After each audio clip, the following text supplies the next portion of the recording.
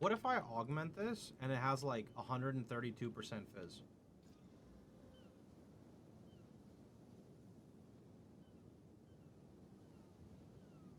I mean, it's sure close to 132. Okay, so then what if we regal attack speed or flat fizz?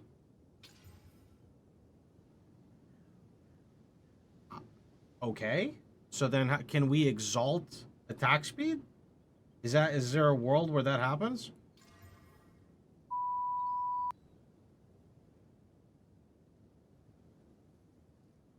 Why? Hello and welcome everybody. Hope you guys are having a great time. Also, good morning everybody. That was just a clip of some SSF really lucky crafting. Obviously, crafts do not usually go that way. This is like a process where you probably do this, 30, 40 times, and then that's the one that actually works. Nonetheless, still unethical, so we got our monk's weapon. We have a lot of updates for today's video, so we're going to go ahead and try to just pack everything together. We are currently level 82 on our Invoker. Really liking the character. As you can see, we have swapped to CI. The ES might look a little bit low, but it is so defensive compared to the life version. Here's an example of my skill tree. Highly recommend if you want more update videos to go watch, or the progression, go watch the previous videos I've made on the channel. It will help a lot with understanding the character progression and how we progressed. I'm going to flash my gear, and then we're going to go ahead and run a map, and then we can talk about our gems. Big thing here is I need to replace this body. It's not actually really that good, especially as an evasion and or CI build. This ring was super lucky and fixed all of our resistance issues. This ring allowed me to use boots with 30% movement speed because they basically have very little res, but this makes the build really come together. I think in the future I will make some crafting tips, and or it's not really crafting tips, it's more like SSF tips on how to go about crafting your gear. A lot of this has to do with the 3-to-1 method into the Reforge bench, but I know that a lot of people just don't utilize this feature. Alright, with that being said, we're going to go jump into a T10 map. This character is on T9 progression, meaning this is a map higher than what I should be doing. I don't have any boss maps, so instead, we'll go ahead and run a breach map, since breaches are pretty juicy. Now, just to flash our gems real fast to show what is going on here and to rapid fire a quick question. The way we generate charges is a gem here called Combat Frenzy. As we kill with Combat Frenzy, or whenever we freeze, we will generate a charge. Then with Resonance, it turns that into a power charge because we're normally Frenzy. I plan on respecking to crit, maybe at level 85, 86. I'm trying to get a new Evasion ES helmet so that we can drop this whole side right here. And then once we drop this, it is time to go crit. We've got crit here. We've got crit here. We've got the big crit wheel over here. There's another crit section, I think, right here. I think even some other ones. All right. With that being said as well, here's what we've got. So Wind Dancer with Maim. I think I might put pin support here. This is giving us Giga Evasion. That also works for armor with the Ascendancy. Shattering Palm. This is our big area clear and our gap closer. So blind, magnified effect, momentum. For bigger explodes, you want to have magnified effect here. Combat Frenzy, that just has profusion for extra charge. Ghost Dance, which helps sustain our energy shield when it's not over, which we'll talk about in a minute. So we've got Fast Forward to speed up the tick rate here. And then Herbalism, which actually feeds into Eternal Youth, which means that we can use a Life Flask to heal our energy shield. This is really good when you're running, say, Burning Ground maps, or you're bossing and you don't have Leech, since Leech is physical only. Tempest Spell, which is our main single target. We've got Close Combat, Glaciation, Heavy Swing, and Overabundance. Heavy Swing's not supposed to work with damage conversion, but it seems to be working. Not really sure here. Herald of Ice, I've got Cold Infusion and Execute. Not sure if I should switch these supports up.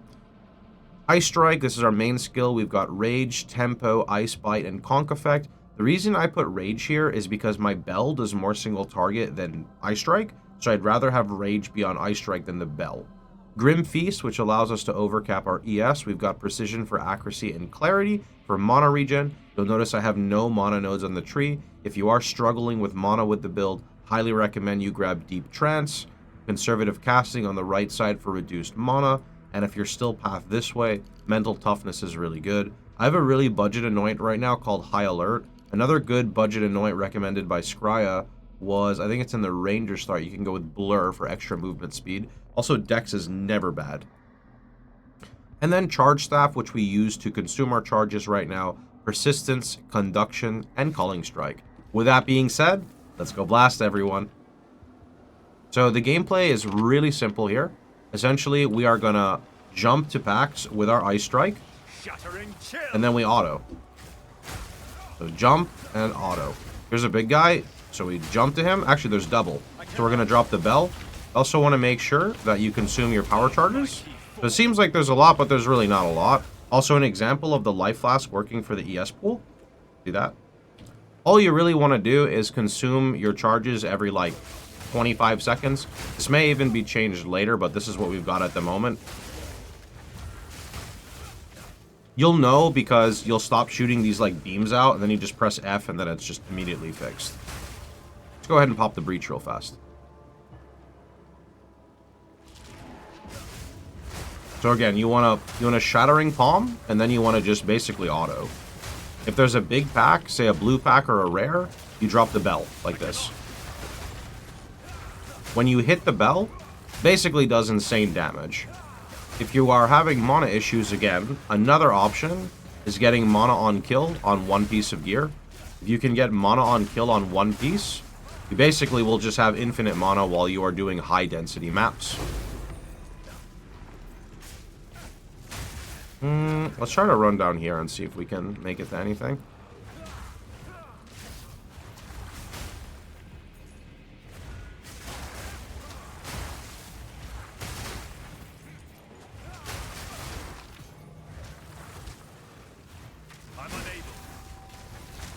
The only thing that can be annoying sometimes is the targeting with the palm skill can be a bit weird.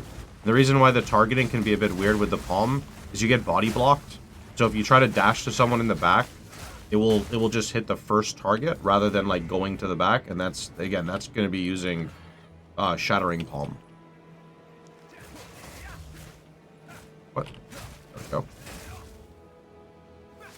Overall, though, very impressed with the character. Now, Grim Feast, if you guys remember that thing we were talking about to overcap, as we kill mobs, right, Grim Feast will trigger and drop these little energy remnants. You don't actually have to go pick them up. Since we're melee and we dash into Pohx, they will just automatically get basically vacuumed to us. It's basically a better blood mage, and you can see the energy shield here. Now, some interactions that don't work, unfortunately, when we do take damage and Ghost Shroud procs to heal us, we do not actually heal because our energy shield is like over, if that makes sense, right? So the Ghost Stance only applies when you are at below, like, basically your normal ES threshold. Kind of a weird interaction. I would like to see them fix this, but it might be intended because ES is already very strong.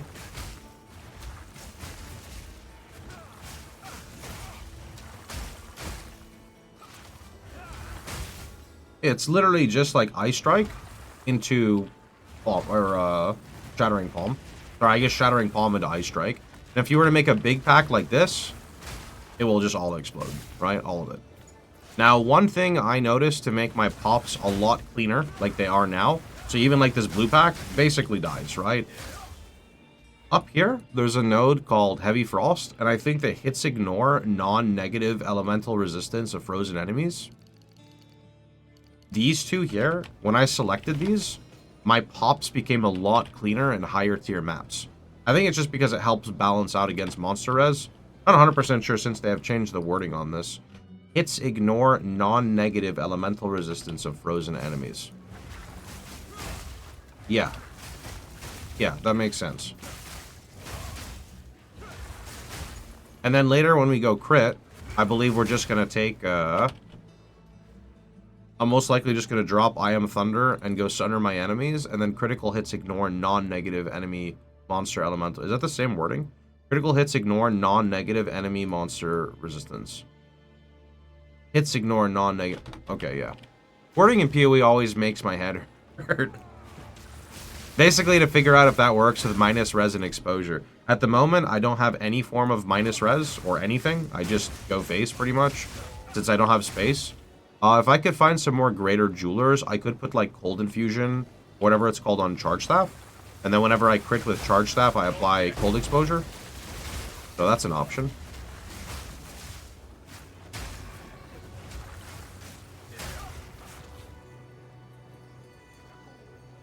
Pitiless wretch.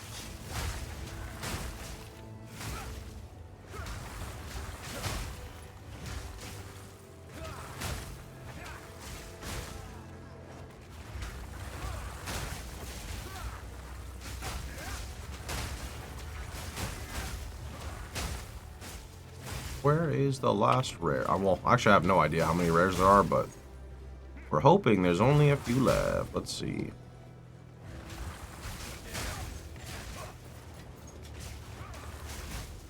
Oh, here we go. Not yet. Yep. Map completed. Really liking the Monk. Of the classes I've played, it definitely feels the cleanest. It almost feels like the most updated. Warrior felt really good too. It was just very slow, and I wanted something a bit faster. And that's not really Warrior's fault. That's more so the fact that we don't have axes yet. I imagine axes are going to have higher, like, faster attack time, right?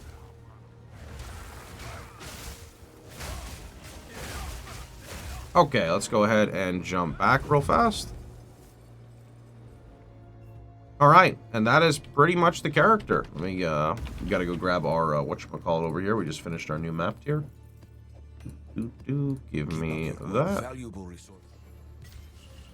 can see my Atlas page right now for SSF. I'm just going full pack size. I don't know if it's the way to go, but it's the way I want to go, so it is what it is. And then probably the last thing to cover would be my jewels. Since I'm in SSF, I'm kind of going with whatever works. So, cold damage, maximum energy shield. Elemental damage with ailment threshold. A little bit of damage against like rare and unique mobs. This is an area of effect jewel with maximum energy shield as additional stun threshold. I have 2 of these and some Ellie damage. And then here's another one, 10% maximum or energy as stun threshold, along with mana on kill and damage pen. So this also alleviates my mana issues. I forgot about that jewel. That's nice. Anyway, that's pretty much the character. Hope you guys enjoy. Remember, if you have any questions, drop them down in the comments below. But you can also go ahead and head to my live stream, where this is what I'll be streaming for the next couple of days. So I hope you guys had a wonderful time. Remember, if you liked the video, please feel free to like, share, and subscribe. And don't forget, you can catch me streaming live every day at twitch.tv/Pohx. See you guys all tomorrow.